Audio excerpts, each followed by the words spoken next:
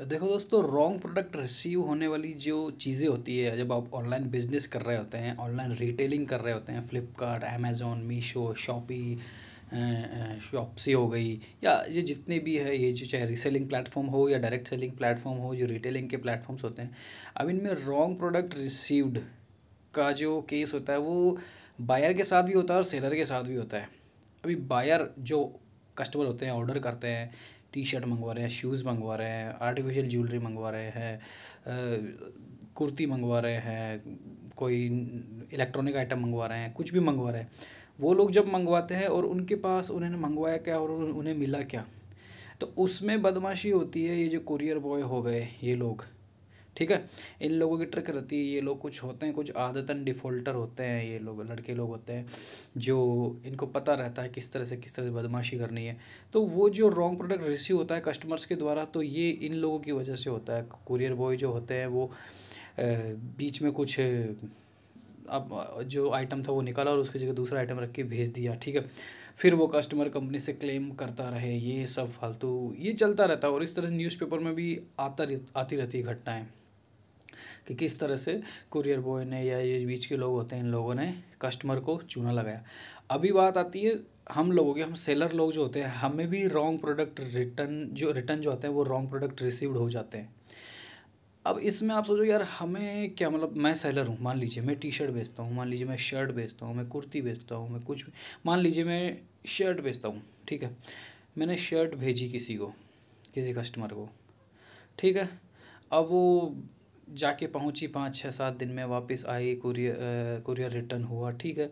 अब रिटर्न में देखा तो हमने देखा तो मान लीजिए मैंने 800 रुपये की शर्ट भेजी थी और उसके बदले में मेरे को रिसीव हुई कोई 300 रुपये की टी शर्ट, या उसकी जगह कुछ दूसरा आइटम रिसीव हुआ।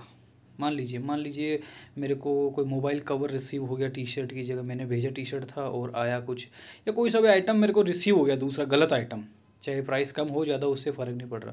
तो इसमें हम लोग सेलर लोग ये सोचते हैं कि यार ये क्या चक्कर है, इसको इसको कौन से कुरियर बॉय ने एक्सचेंज किया हुआ या जो भी है।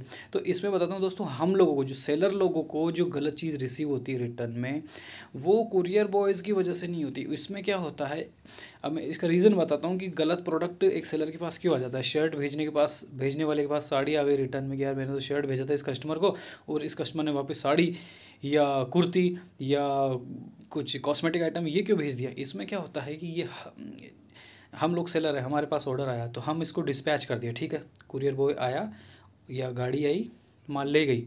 अब इसकी एक प्रोसेस होती है, एक लॉन्ग प्रोसेस होती है। हमने मान लीजिए एक दिन के मेरे 100 टी शर्ट्स के ऑर्डर आए, मैंने 100 टी शर्ट्स भेज दी।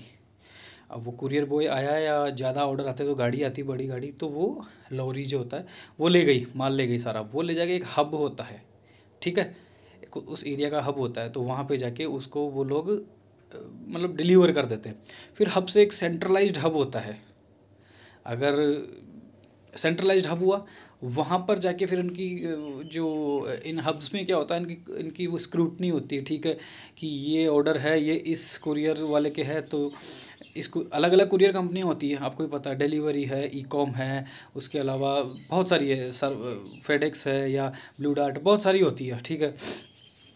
तो इनका अलग अलग छांटा जाता है, इनको अलग अलग बंडल वो ढेर बना के रख दिया जाता है वहाँ पे। बहुत बड़ा हब होता है, बहुत बड़ा, तो वो रख दिया जाता है वहाँ पर, ठीक है। फिर इनको भेजा जाता है कस्टमर के पास, फिर कस्टमर को कभी रिटर्न कर देता है तो रिटर्न कुरियर बॉय लेगा, कुरियर बॉय हब में डालेगा, हब से वो सेंट्रलाइज्ड हब में आएगी, फिर वो वापस फ्लाइट से होके जयपुर वाले हब में आएगी, फिर जयपुर वाले जो सेंट्रलाइज्ड हब है, मतलब सेलर का जो शहर है उसकी बात कर रहा हूँ मैं, है ना। तो उसके फिर शहर में आएगी, फिर वो नॉर्मल वाला जो आसपास का हब है वहाँ भेजेगा, फिर वहाँ से वो कुरियर कंपनी वो कुरियर बॉय लेके जाएंगे।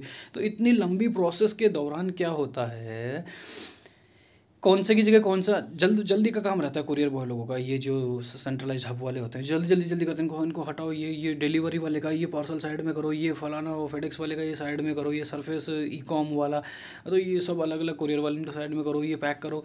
तो इस दौरान क्या होता है कि ठीक है, उनको पता रहता है कि ये पर्टिकुलर सेलर है, इसके 100 ऑर्डर थे और 100 में से 10 रिटर्न आए, तो 10 रिटर्न में क्या करेंगे, उनको 10 रिटर्न जल्दी भेजने होते हैं, तो कोई सा भी उठा के किधर डाल दिया और ऊपर मेरा नाम, मतलब सेलर का नाम ये पेस्ट कर दिया वहाँ पर, ठीक है। अब वहाँ पे कुर्ती वालों का ढेर भी लगा हुआ है, वहाँ पर अलग अलग कुरियर वालों का ढेर लगा हुआ, अलग अलग प्रोडक्ट्स का ढेर लगा, तो कौन सा उठा के कौन सा गलती से आ जाता है, कई बार रेयर केसेस में होता है ये। और इतना चलता है, इतने बड़े बल्क लेवल पे कुछ काम चलता है ना, तो ये छोटी मोटी चीज़ें चलती रहती है। तो कई बार सेलर लोगों को रॉन्ग प्रोडक्ट रिटर्न में आ जाते हैं, तो ये एक एक मानवीय भूल या जल्दबाजी के चक्कर में हो जाता है। इसमें ऐसा कुछ कुछ नहीं है, किसी कस्टमर ने गलती से भेज दिया या कंपनी जानबूझ के करती है, ऐसा कुछ नहीं है। बाकी ठीक है, आप ध्यान रखिए, और इसी तरह की इन्फॉर्मेशन जो इन डेप्थ नॉलेज है वो जानने के लिए मेरे चैनल से जुड़े रहिए। प्लीज़ सब्सक्राइब कीजिए मेरा channel. Thank you very much.